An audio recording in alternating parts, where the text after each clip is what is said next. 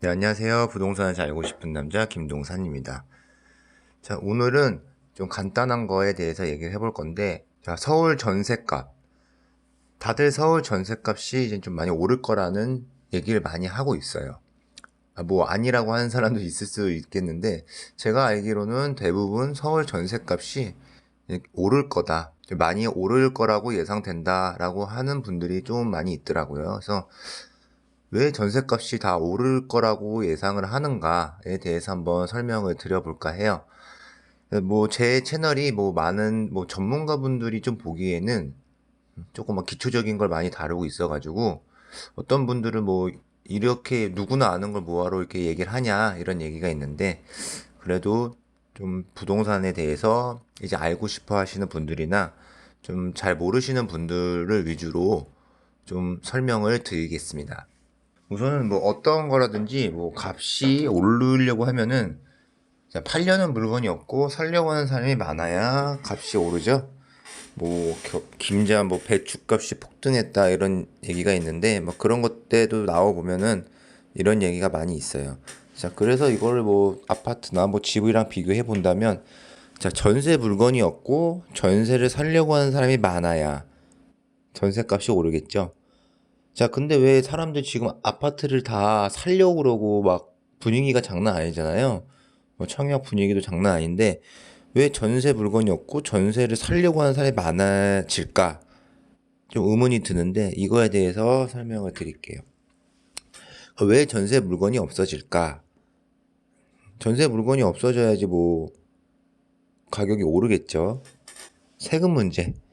요번에 대책에서 부동산 대책에서 발표한 것 같이 뭐 양도세, 종부세 이런 세금 문제 때문에 좀 전세 물건이 없어질 거라고 예상을 많이 한다고 합니다. 자, 예를 들어 보면은, 자, 경기도에 지금 살고 있는 사람이 있어요. 현재는 전세로 살고 있어요. 근데 이 사람이 1주택인 거죠. 자, 서울에 전세를 끼고 아파트를 한 채가 있어요, 서울에. 자, 이런 사람들이 1주택이나 뭐 일시적으로 2주택인 분들이 이런 확률이 좀 높다고 봐요.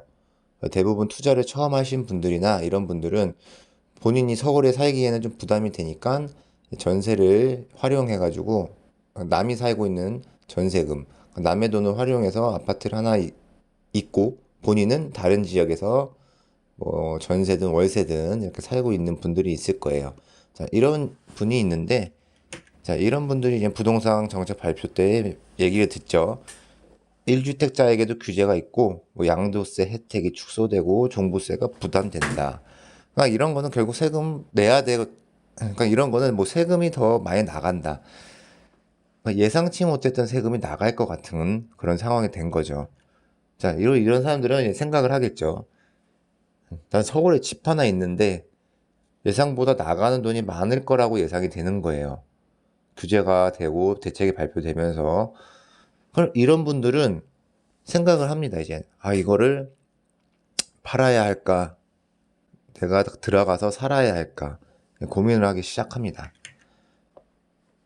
팔지 않으면은 뭐 내가 서울로 가서 설거지를 해야 될 거라고 생각을 할 거예요. 왜냐면 그 1주택자도 자기 집에서 그냥 어느 정도 기간 거주를 해야지 양도세 감면 혜택이라는 걸 받을 수가 있어요. 그러니까 세금을 덜 낼 수 있는 조건을 만족시키려면 내 집에서 뭐 2년 정도, 그러니까 그 일정 기간 동안 거주를 해야 돼요. 그렇기 때문에 이런 사람들이 이제 들어와서 살려고 할 겁니다. 그럼 이 사람이 소유권이 있는 서울 아파트는 지금 누군가 전세로 살고 있단 말이죠. 그럼 그 사람을 내보내고 본인이 들어가야 돼요.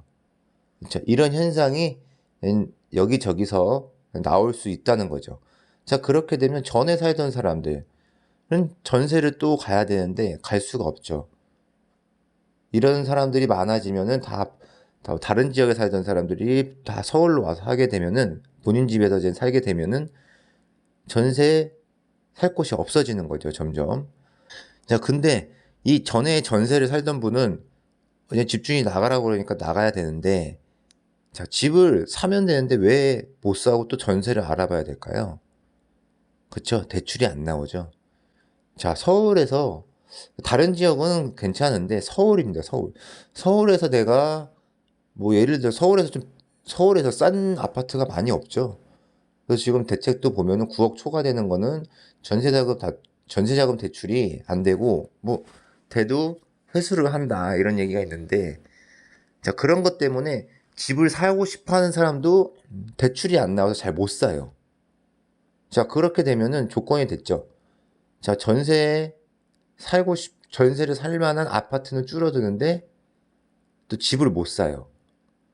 그러면 이 사람들은 전세를 또 알아봐야 되고, 전세 살고 싶어 하는 사람들이 어쩔 수 없이 늘어나겠죠. 자, 이렇기 때문에 그 전세 값이 상승할 수 있는 조건이 만들어지고 있다는 거예요. 서울 전세 물건은 줄어들고, 경기도에 전세 물건은 많아지고, 이렇게 되면은 또 지역 차가 좀 생길 수도 있을 것 같아요. 그러니까 규제가 좀 심해졌기 때문에 대출 규제로 집을 사지 못하면 전세를 더 살아야 합니다.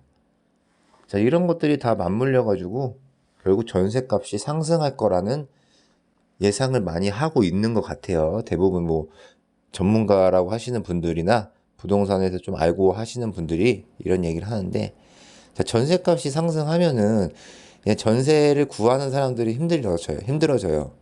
근데 여기서 또 웃는 사람들이 있죠. 자, 집에 투자를 한 사람들.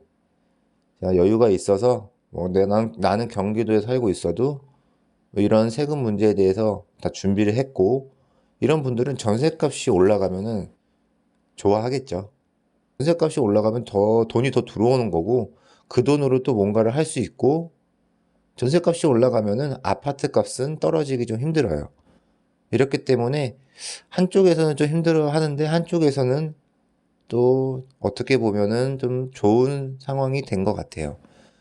내가 어느 집단에 소속되어 있느냐에 따라서 좀 많이 다를 텐데, 자, 이런 부분에 대해서 궁금해 하시는 분들이 좀 많이 있는 것 같아서 조금 쉽게 아주 기초적인 걸로 설명을 드려봤습니다. 네, 지금까지 부동산을 잘 알고 싶은 남자 김동산이었습니다. 자, 즐거움하셨다면 구독, 좋아요 부탁드려요.